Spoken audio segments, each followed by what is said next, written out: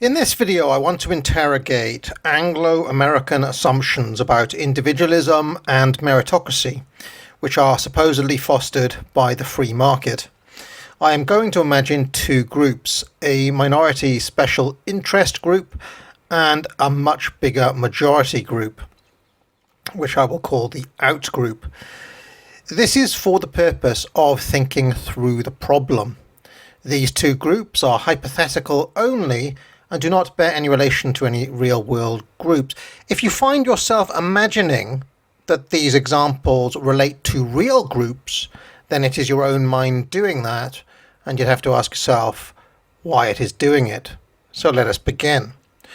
Imagine these 100 circles are the members of a year group in a boys' school.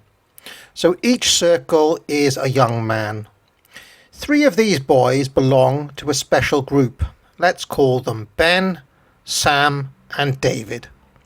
In all other respects, Ben, Sam and David look and talk like their classmates, but they belong to a special group.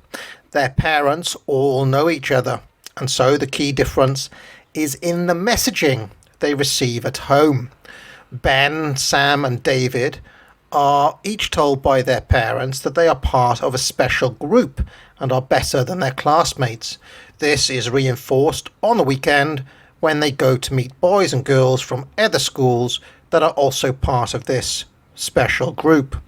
Meanwhile, all the other members of the class are told at home and at school that they are individuals who will succeed or fail based on their individual merits. Ben, Sam and David receive the same messaging at school, but in practice their parents ensure that they are given special treatment by pressuring the headmaster. We might see how belonging to this special group might advantage these 3 boys from an early age. Let us consider sport. The best in the year group is Billy, then Victor. Ben and David are in the next group down, and Sam is only mediocre. However, it just so happens that David's uncle is the manager of the sports team, and so, just like that, Ben, Sam and David are always picked for the team. Now, as they get older, we might see this effect multiply. Let's consider their grades. Top of the year is a boy called Jim, then John. Sam is quite bright, but he's not quite the brightest. And then David and Ben are lower down again. But then, when it comes to applying for places at law school, Jim and John both want to practice law, as do Sam and Ben. It just so happens that Ben's father is the head of the law faculty at an elite university. So when the applications go in, Jim and John are both rejected, while Sam and Ben secure places on the strength of Ben's father's recommendations. Jim and John both end up at a second-tier university. Meanwhile, Joe, David and Graham all want to become journalists, but it just so happens that Sam's father is the editor of a major newspaper. So naturally, David gets a work placement at this paper, while Joe and Graham have to start at minor local papers. Fast forward 20 years, and the pecking order of the school leaderboard has changed around. Now, David is a nationally syndicated journalist who is very influential and read by all the right people, many of whom naturally belong to the special group. Sam is a powerful lawyer who is often called upon to help draft laws by those in power. Ben is now a leading human rights lawyer engaged in driving an agenda for change at a national level. Jim and John end up becoming working lawyers, but for average firms. Joe becomes the editor of a local newspaper. Graham, meanwhile, can't make it in journalism and went on to teach English at school level. Now, let us imagine that these results among people who belong to the special group are replicated at a national level, whereby something like 3% of the population becomes the top 3% of the population. Has this happened because A, these people are more talented and more intelligent, or B, because these people have superior in-group preference? Is this a simply the marketplace at work? Or is it B, because these people have superior in-group preference? Now consider that in addition to these differences in outcome, Ben, Sam and David leverage their positions to further the power of their special group. David uses his national platform to advocate for laws that will be of benefit to the special group. Ben and Sam use their respective positions to implement said laws. In fact, the extensive network of those people in the special group coordinate between politics, law, academia, and the media to ensure that those changes are in fact made. They also leverage their power to ensure that anyone in the out group, who make up 97% of the population, people such as Jim, John, Joe, or Graham, would be professionally hurt and even censored from opposing such laws. Now, although deep down they disagree with these changes, Jim, John, Joe, and Graham find it difficult to mount any sort of counter-offensive. First and foremost, each of them believes that they are individuals living in a society of individuals. They believe that they have achieved their positions through merit, and they don't want to hurt those careers they've worked so hard to achieve. In any case, there's no such thing as a group. So what is it that binds Jim, John, Joe, and Graham? Absolutely nothing. Within their own framework, there is nothing that they can say binds them at all.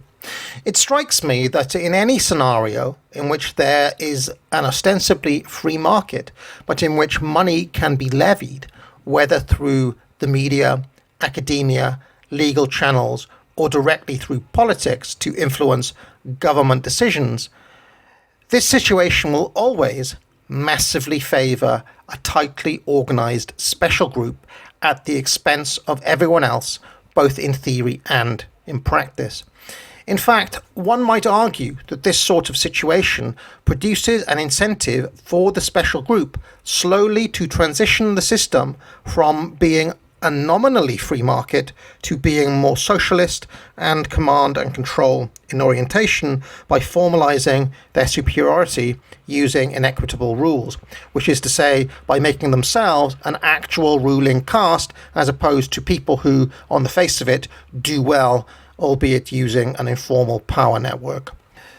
Thus, the nominally free market state can be used as a kind of Trojan horse to transition into a more socialist state, especially if the political system relies on persuading large groups of people using the media, as democracy of course does. Now, this might appear to be little more than egalitarian whining on behalf of the majority group. For example, why shouldn't the special group rule if they play the game better than anyone else? A fair question, until we recognise, that is, that the special group's vested interests are very damaging to the majority group and to the nation as a whole. This presents a significant problem because it is practically impossible for the majority to organise in the same tight-knit and coordinated way as the special group can. Egalitarianism actually works as a hindrance here, and the special group can prey on lingering internal class resentments to its advantage, thereby masking its own supremacy. The myths of individualism and meritocracy work to their advantage because it allows the aforementioned informal network to flourish until such a time comes as they may formally enshrine their power in law. Therefore, it is in the majority group's interest to recognise their own special group. Let's call it the upper class, or you can call it the ruling class, who might realistically compete with the currently dominant special group. This requires those in the lower classes of the majority to accept that there will be certain built-in inequities. Let's say hereditary land ownership or opportunities that are available only for those in the ruling class, and also to divest themselves of liberal notions such as individualism, fairness, or meritocracy. Only with a vested and powerful minority ruling class could the majority hope to oust the special group, which could only be done by building a rival network and practicing the same ruthless in-group preference and lawfare, including passing laws that are inherently unfair, as the special group does. As ever, let me know your thoughts in the comments, and please, for the purposes of this video, do not try to assign particular people or groups to the examples I have outlined here. I will delete any comments that do that. Keep the conversation unspecific and theoretical, and I think we'll have a better discussion. Thank you. Friends, Romans, countrymen, shh, come this way. Lend me your ears. Secrets of ancient rhetoric can now be yours for a trifling sum. The art of persuasive argument is all around us. In fact, we are surrounded by it. We live in a rhetorical age, but this is seldom taught and even more seldom explained. It is not for you to know, they said. The master of grammar knows how to write with clarity, precision, and correctness. The master of logic knows how to disarm his opponents with reason alone, and both can be powerful adversaries. But the master of rhetoric can outflank both, caring as he does little for their rules and even less for their defeated tears. The master of grammar asks, "Is this sentence correct? Is this sentence clear?" The master of rhetoric wonders, "Does my speech have the power to sway the passions? Can my words move the crowd?" Yes, it can. Yes, it can. The master of logic trains his mind to eliminate fallacies and formulate correct and well-defined arguments. The master of rhetoric knows that the reasoning mind can be flooded with emotions, that the flood can short-circuit logic and overwhelm his opponent, who will crumple. They will wonder why their well-written, well-reasoned arguments were so defenseless against the rhetor's apparent ability to bend reality to his will. Do the faces in the crowd not see through this dark magic? The master of rhetoric laughed at their wonder. He looked at the bemused, despairing face of the master of logic and spoke. "Harness that wonder, my friend. It was your own beloved Socrates who said, 'The only true wisdom is in knowing that you know nothing.' And wonder is the beginning of wisdom." He turned to the master of grammar. "So lucid and correct your prose, but why does nobody listen to you? It was your own favourite George Orwell who wrote, 'Perhaps a lunatic was simply a majority of one.' Do not rail at the crowd for what is in their nature. Understand what they are, and they will listen to you." And with that, the master of rhetoric was gone. Find out what else he has to say by signing up to Foundations of Rhetoric. Fulfill your destiny and complete the trivium.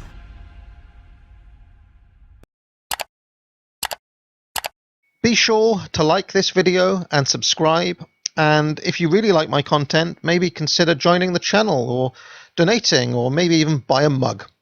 I am grateful for all of your support. Now get out.